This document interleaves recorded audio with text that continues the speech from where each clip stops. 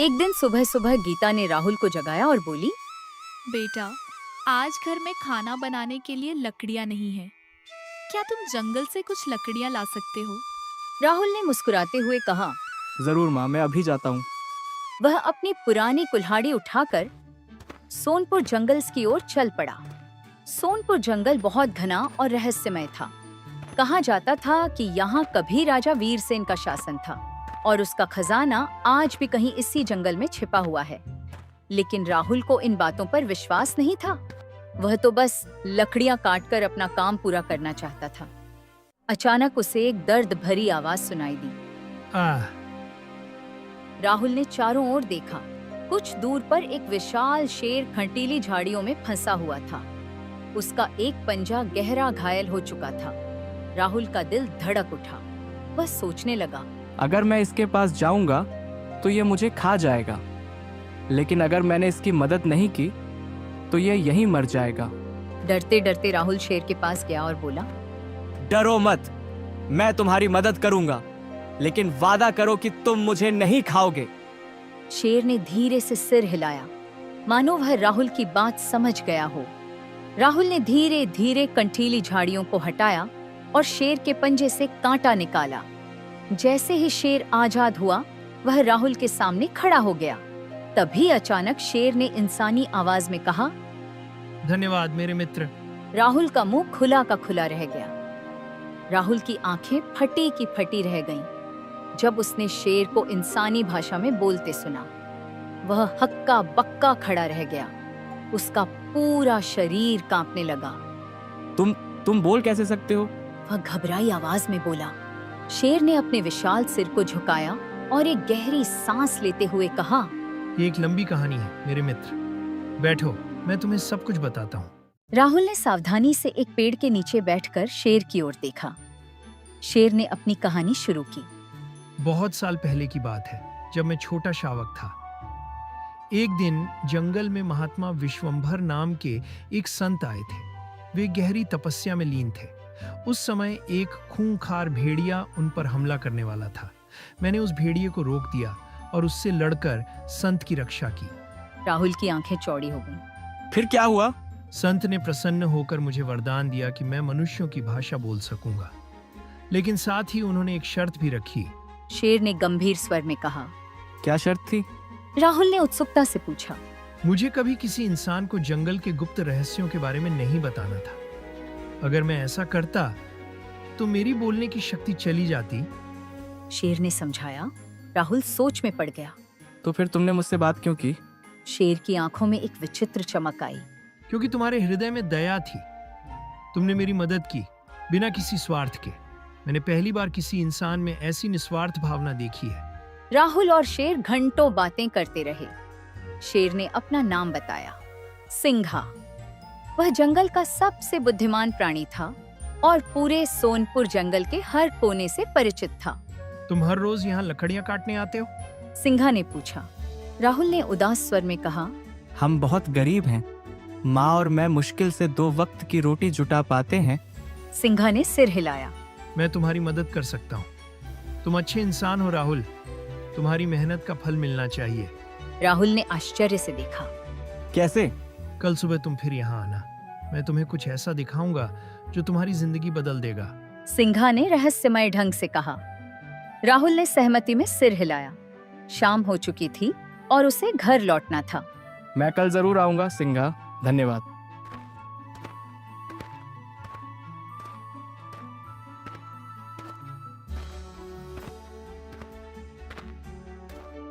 राहुल जब घर पहुंचा तो उसकी माँ गीता चिंतित थी। इतनी देर कैसे हो गई बेटा? मुझे तुम्हारी चिंता सताने लगी थी। राहुल ने मुस्कुराते हुए कहा, माँ, आज मैंने जंगल में एक अद्भुत दोस्त बनाया है। उसने पूरी घटना सुनाई, लेकिन शेर के बोलने वाले हिस्से को छोड़ दिया, क्योंकि उसे डर था कि माँ उस पर विश्वास नहीं करेगी। गीता ने चिंतित स्वर में कहा, बेटा, शेर से दूरी बनाकर रखना। वह खतरनाक जानवर है। राहुल मन ही मन मुस्कुराया। अगर माँ जानती कि उसका बेटा एक बोलने वाले शेर से दोस्ती कर रहा है, तो वह कितना चौंकती। अगले दिन सुबह राहुल बाजार जाने के लिए तैयार हो रहा था। उसे नीम गांव के साप्ताहिक हाट बाजार में लकड़ियां बेचनी थीं। बाजार जाते समय रास्ते में उसकी मुलाकात नीतू से हुई। नीतू गांव के संपन्न किसान रामलाल की इकलौती बेटी थी। उसके काले घने बाल और बड़ी बड़ी आंखें राहुल को हमेशा से आकर्षित करती थीं। कहाँ जा रहे हो राहुल? बाजार जा रहा हूँ नीतू, लकड़ियाँ बेचनी है। राहुल ने मुस्कुराते हुए जवाब दिया। नीतू ने अपनी चूड़ियों की खनक के साथ सिर हिलाया।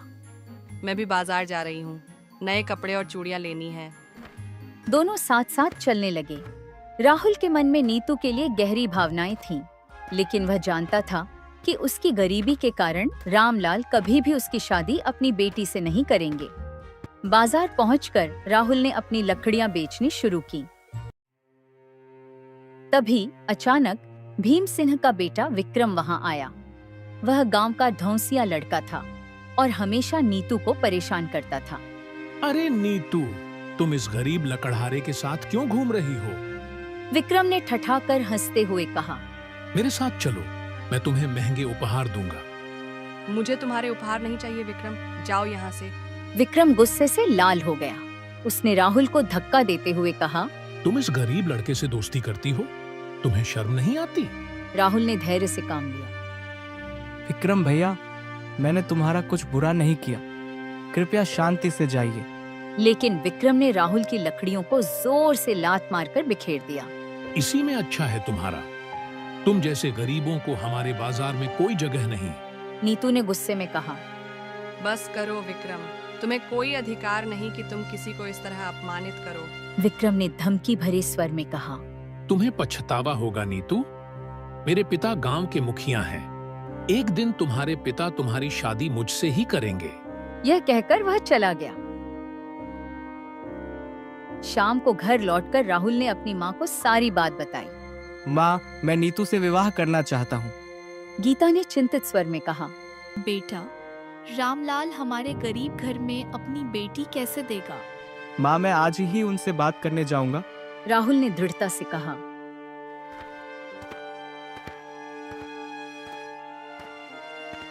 रामलाल अपने आंगन में बैठे थे जब राहुल ने प्रणाम किया। क्या बात है राहुल? रामलाल ने उत्सुकता से पूछा। चाचा जी, मैं आपकी बेटी नीतू से विवाह का प्रस्ताव लेकर आया हूँ। एक पल की खामोशी के बाद रामलाल का चेहरा कड़ा हो गया। तुम, एक गरीब लकड़हारा, मेरी बेटी का हाथ मांगने का साहस? चाचा जी, मैं बस। रामलाल ने हाथ उठाकर रोक दिया। मेरी बेटी का विवाह भीम सिंह के बेटे विक्रम से तय हो चुका है। तुम्हारी हिम्मत कैसे हुई यहाँ आने की? पर्दे के पीछे से नीतू सब सुन रही थी। वह तेजी से बाहर आई। पिताजी, मैं विक्रम से नहीं, राहुल से प्यार करती हूँ। चुप, अंदर जाओ। नीतू की आंखों में आंसू थे जब वह राहुल की ओर देख रही थी। राहुल ने मुट्ठी बांध ली। नीतू, मैं तुम्हारे पिता को दिखा दूंगा कि मैं तुम्हारे योग्य हूँ। रामलाल ने व्यंग्य से कहा। जाओ, पहले अपनी गरीबी दूर करो, फिर सपने देखना। घर लौटते हुए राहुल ने सोचा, अब मुझे सिंघा से मिलना होगा, वही मेरी मदद कर सकता है। उसकी आंखों में एक नई दृढ़ता थी। वह जानता था कि अब उसे अपने प्रेम के लिए लड़ना होगा। दोपहर बाद राहुल फिर सोनपुर जंगल पहुंचा। सिंघा एक बड़ी चट्टान पर बैठा उसका इंतजार कर रहा था। तुम उदास लग रहे हो मित्र। सिंघा ने पूछा। राहुल ने पूरी घटना सुनाई। सिंघा ने गहरी सांस ली। मैं समझता हूँ, तुम नीतू से प्यार करते हो, लेकिन तुम्हारी गरीबी तुम्हारे रास्ते में रुकावट है। राहुल ने सिर झुकाया। हाँ सिंघा, मैं क्या कर सकता हूँ? मैं तो सिर्फ एक गरीब लकड़हारा हूँ। सिंघा ने अपनी पूंछ हिलाई। मैंने कल वादा किया था ना कि तुम्हारी मदद करूंगा। आज मैं तुम्हें राजा वीरसेन के खजाने के बारे में बताऊंगा। राहुल की आंखें चमक उठीं। क्या सच में? लेकिन तुम्हारी बोलने की शक्ति। सिंघा ने गंभीर स्वर में कहा। मैं जानता हूँ कि इसका मतलब मेरी आवाज खोना होगा, लेकिन तुम मेरे सच्चे मित्र हो राहुल। तुम्हारी खुशी के लिए मैं यह कीमत चुकाने को तैयार हूँ। राहुल की आंखों में आंसू आ गए।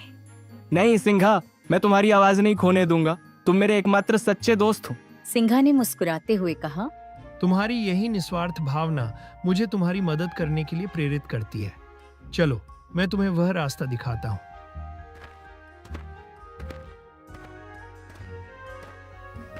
सिंघा राहुल को जंगल के गहरे हिस्से में ले गया। एक खंडहर हो चुकी पुरानी हवेली के सामने पहुंचकर सिंघा ने अपने पंजे से जमीन खोदी। नीचे एक पत्थर का दरवाजा दिखा। यहाँ है खजाना। सिंघा ने गंभीर स्वर में कहा। लेकिन याद रखो राहुल, इस रहस्य को बताने की कीमत मेरी आवाज है। राहुल ने सिंघा की आंखों में देखा। नहीं सिंघा, मैं तुम्हारी आवाज नहीं खोने दूंगा। तुम मेरे एकमात्र सच्चे मित्र हो। सिंघा ने अपना सिर हिलाया। मित्रता की यही तो परीक्षा है। तुम्हारी खुशी के लिए मैं ये कीमत चुकाने को तैयार हूँ। पर हम फिर कभी बातें नहीं कर पाएंगे। राहुल की आंखें नम हो गईं। सिंघा ने अपना माथा राहुल के कंधे से सटाया। मौन भी तो एक भाषा होती है मित्र। हमारी दोस्ती शब्दों से परे है। राहुल ने दरवाजा खोला। अंदर सोने चांदी के सिक्के, हीरे जवाहरात से भरे बक्से थे। जैसे ही राहुल ने पहला सिक्का उठाया, सिंघा के गले से आखिरी बार आवाज निकली। अलविदा मेरे मित्र। राहुल ने तेजी से मुड़कर देखा। सिंघा की आंखों में एक अजीब सी चमक थी। वह अब सिर्फ गुर्रा सकता था। राहुल ने उसे जोर से गले लगा लिया। तुम सच्चे हो सिंघा। मैं वादा करता हूँ तुम्हारा बलिदान व्यर्थ नहीं जाएगा। सिंघा ने अपनी पूंछ हिलाकर जवाब दिया, मानो कह रहा हो, जाओ अब अपनी नई जिंदगी शुरू करो। राहुल ने आंखों में आंसू लिए सिंघा को गले लगाया। हमारी दोस्ती हमेशा बनी रहेगी सिंघा। मैं तुमसे मिलने रोज आता रहूंगा, चाहे तुम बोलो या ना बोलो। तुम मेरे सच्चे मित्र हो। सिंघा की आंखों में भी एक अजीब सी नमी आ गई। उसने अपना सिर राहुल के कंधे पर रख दिया, मानो कह रहा हो, तुम भी मेरे सबसे अच्छे मित्र हो। राहुल ने कुछ सिक्के उठाए और एक आखिरी बार सिंघा को देखा। कल फिर मिलते हैं मित्र। यह कहकर वह वापस गांव चला आया, यह जानते हुए कि अब उसकी और नीतू की जिंदगी बदल जाएगी, पर उसकी दोस्ती की यह अनमोल डोर कभी नहीं टूटेगी। राहुल ने अपने झोले में छुपाए कुछ सोने के सिक्के लेकर घर पहुंचा। उसकी माँ गीता रसोई में चूल्हा जला रही थीं। माँ, मैं आ गया। राहुल ने खुशी से आवाज लगाई। गीता ने पलटकर देखा तो राहुल के चेहरे पर एक अजीब सी चमक देखकर हैरान रह गई। आज इतनी देर कैसे हो गई बेटा? राहुल ने धीरे से अपना झोला खोला और एक चमकदार सोने का सिक्का निकालकर माँ के हाथ पर रख दिया। ये लो माँ, हमारी किस्मत बदलने वाली है। गीता का हाथ कांपने लगा। ये सोना कहाँ से लाया तू? कहीं चोरी तो नहीं की ना?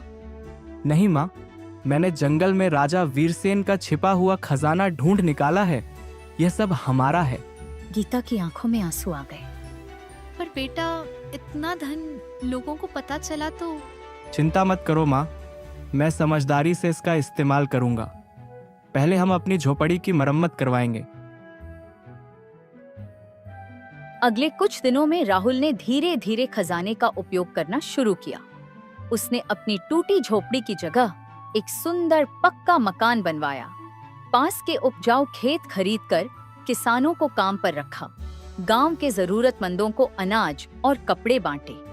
एक दिन जब राहुल बाजार जा रहा था, नीतू ने उसे रोक लिया। राहुल, पूरा गांव तुम्हारे बारे में बातें कर रहा है। तुम इतने अमीर कैसे हो गए? राहुल ने मुस्कुराते हुए कहा, भाग्य ने हमारा साथ दिया नीतू। अब मैं तुम्हारे पिता से बात करना चाहता हूँ। नीतू की आंखें चमक उठी। क्या तुम मेरे पिता से हमारी शादी की बात करोगे? हाँ नीतू, अब मैं तुम्हें खुशहाल जीवन दे सकता हूँ। राहुल ने अच्छे कपड़े पहने और नीतू के पिता रामलाल से मिलने पहुंचा। रामलाल बरामदे में बैठे हुए थे। प्रणाम चाचा जी। राहुल ने सिर झुकाया।